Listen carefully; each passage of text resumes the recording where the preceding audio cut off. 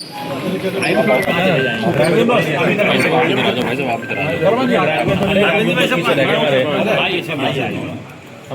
प्रवीण बहुत अच्छा हमारा ये घर है सब हमारे जीवन में उतारने की विषय वस्तु है। स्वदेशी एक संकल्प है, स्वदेशी को धारण करना होगा, स्वदेशी के व्रत को हमें धारण करना होगा, तब इसका महत्व आएगा। यह संभव नहीं कि हम ब्रांडेड चीजें पहने, हम विदेशी चीजों का पालन करें, उनको अपने साथ रखें और स्वदेशी की बात करें। अगर अपनी परंपराओं के साथ आगे बढ़ने की हिम्मत करो। पूरा विश्व आज आपकी ओर देख रहा। आपका विज्ञान जो ऋषि मुनियों ने पुराणों में लिखा है, पूरा विश्व उसी से आगे बढ़ रहा है। हमने छोड़ा, उन्होंने अपनाया, लेकिन अब हमको समझ में आने लगा है कि हमारी ताकत हमारे अंदर है या नहीं हमारे अंदर? हमारे यहाँ के सिद्ध पुरुष ऋषि मुनि इतनी ताकत रखते थे। अपना अपना होता है।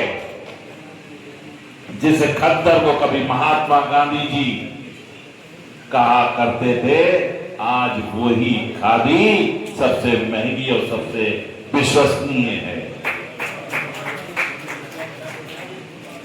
पहले खादी गरीबों की पहचान होती थी, आज खादी अमीरों की पहचान होती है। तो जिसे आप पसंद करेंगे वो स्वदेशी ही होना चाहिए। और निश्चित जानिए, वो रास्ता हम सब से होकर जाता। तो हम सब लोग करेंगे ना? करेंगे। स्वदेशी और आत्मनिर्भर भारत, समृद्ध भारत, सशक्त भारत, आर्थिक मजबूत भारत, विकसित राष्ट्र, ये सब एक भारत श्रेष्ठ भारत के साथ एक दूसरे से जुड़े हुए हैं और जिसका रास्ता स्वदेशी से होकर जाता है। तो बार बार हमारे देश के प्रधानमंत्री,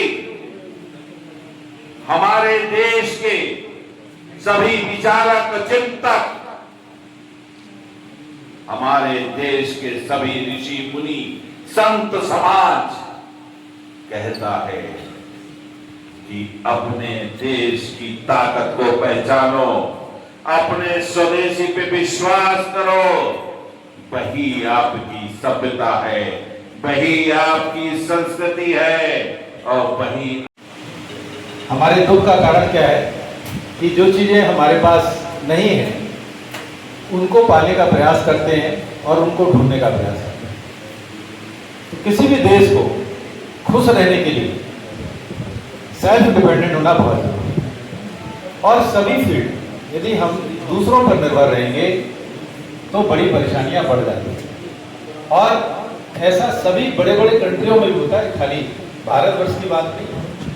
आज जब यूक्रेन और रशिया का युद्ध चल रहा है तो गैस की जो कीमत है यूरोप में इतनी बढ़ी हुई है कि वो कहते कहते भी उससे गैस खरीद रहे हैं, कह रहे हैं कि नहीं ले रहे, लेकिन रशिया से उनको गैस खरीद रहे हैं और उससे लड़ भी रहे हैं।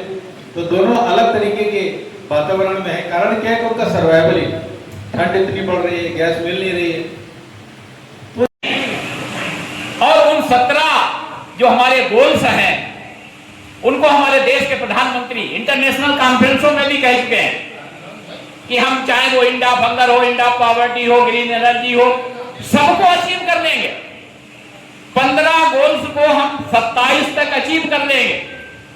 लेकिन हमारे सामने 2 गोल्स ऐसे खड़े हैं पहाड़ जैसे, जिनको अचीव करने में हमें बहुत दिक्कत आ रही है। मैं भी एक इंटरनेशनल कॉन्फ्रेंस में गया, वहां भी मेरा इसी पे सस्टेनेबल डेवलपमेंट गोल्स पे ही मुझे बोलना था, रीमीटिंग एक्सटेंशन एबिलिटी एंड स्ट्रेटेजी पे। मैंने भी अपने देश की बात रखी और मैंने भी ये बात को कहा कि हाँ मेरे सामने 2 गोल्स ऐसे हैं जिनको अचीव करना बड़ा टिपिकल हो रहा है हमारे देश को। और वो गोल्स कौन से हैं? जो प्रधानमंत्री जी का एक नारा है, बेटी बचाओ और बेटी पढ़ाओ, उसी में 2 गोल्स हैं, gender equality and educational equality. Gender equality और एजुकेशनल इक्वलिटी को हम अचीव करने में हमें बड़ी दिक्कत आ रही है। और जितना हमारा बुद्धिजीवी वर्ग है, आप सबका अगर सहयोग इन 2 गोल्स पे नहीं होगा तो 47 तक भी हम विकसित राष्ट्र में घोषित नहीं हो पाएंगे। हमको स्वदेशी ही अपनाना होगा। आज़ादी के समय में भी विदेशी सामान की होली जलाई जाती थी और खद्दर पहना जाता था कि खद्दर चाहे हाथ का चक्का बने और उससे हो।